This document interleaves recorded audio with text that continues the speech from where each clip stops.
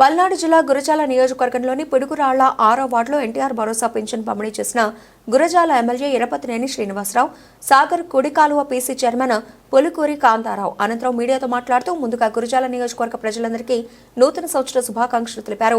ఈ నూతన సంవత్సరం ప్రజలందరూ సుఖ సంతోషాలతో ఉండాలని ఎరపతినేని కోరారు. ప్రతి నెల 1వ తేదీ ఇవ్వాల్సిన పెన్షన్ ని ముఖ్యమంత్రి చంద్రబాబు నాయుడు ఆదేశాలతో 31వ తేదీ ఇవ్వడం జరుగుతుందని అన్నారు.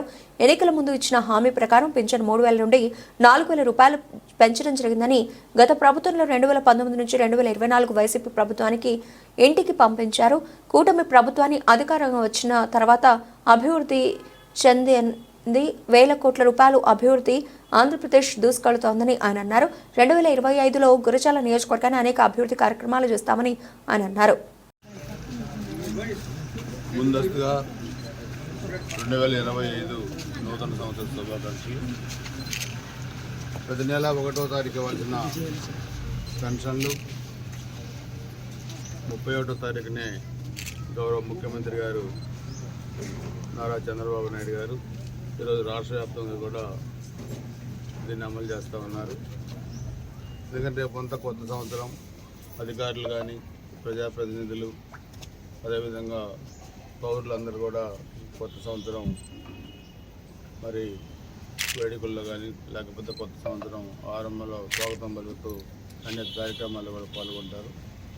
సో ఎన్నికల ముందు ఇచ్చిన హామీల్లో భాగంగా మరి పెన్షన్ని 3,000 నుంచి 4,000 చేయటం, అంతకుముందు కూడా 2019 ఎన్నికల్లో వైఎస్ఆర్సీపీ జగన్మోహన్ రెడ్డి అప్పుడు దాకా 2,000 రూపాయల పెన్షన్ 3,000 చేస్తా అని ఒకసారి కాకుండా ప్రతి సంవత్సరం పెంచుకుంటూ వచ్చారు. అదేవిధంగా 14లో చంద్రబాబు నాయుడు గారు ముఖ్యమంత్రి అయ్యేసరికి రాష్ట్ర విభజన టైంలో 200 రూపాయల పెన్షన్ ఉంటే దాన్ని 1,000 రూపాయలు అక్కడ నుంచి 2,000 రూపాయలు కూడా చేయడం జరిగింది. సో ఈరోజు ఎన్నికల హామీ నెరవేర్చే దాంట్లో ఈ ప్రభుత్వం ఎన్డీఏ ప్రభుత్వం చిత్తశుద్ధితో పనిచేస్తూ ఉంది. త్వరలో ఇది హౌసింగ్ కానీ లేకపోతే ఈరోజు మనం మీడియాలో కూడా చూసాం, ఉగాది నుంచి ఆర్టీసీ బస్సులో మహిళలు కూడా ఉచిత ప్రయాణం కానీ సో సూపర్ సిక్స్ కార్యక్రమాలన్నీ కూడా అమలు చేసేదానికి కూడా ప్రభుత్వం సిద్ధంగా ఉంది. అందులో ఉచితంగా సంవత్సరానికి 3 గ్యాస్ సిలిండర్ కూడా పథకం కూడా అది స్టార్ట్ అయింది.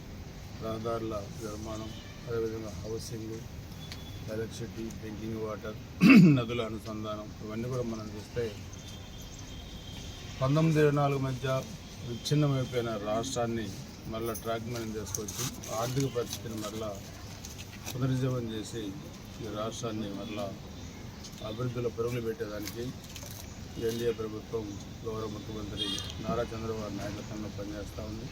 అలాగే మన గురిజాల నియోజకవర్గంలో కూడా 1924 మధ్య జరిగిన విధ్వంసాన్ని దృష్టిలో పెట్టుకొని మరలా శాంతి భద్రతను కూడా దృష్టిలో పెట్టుకొని అభివృద్ధి వైపు గుజరాత్ నియోజకవర్గాన్ని తీసుకెళ్ళడానికి కూడా మేమందరం కూడా కృషి చేస్తామని, ప్రజలందరూ సహకారం, మీడియా సహకారం తీసుకొని కూడా అన్ని రంగాలు కూడా ముందుకెళ్తాం. ఎందుకంటే 2024 ఒక ఫ్యాక్షనిస్ట్ పరిపాలన ఇంటికి పంపించడానికి మరి 2024 ఒక మంచి మెజార్టీ కూడా ఎన్డీఏ ప్రభుత్వానికి ఇచ్చింది.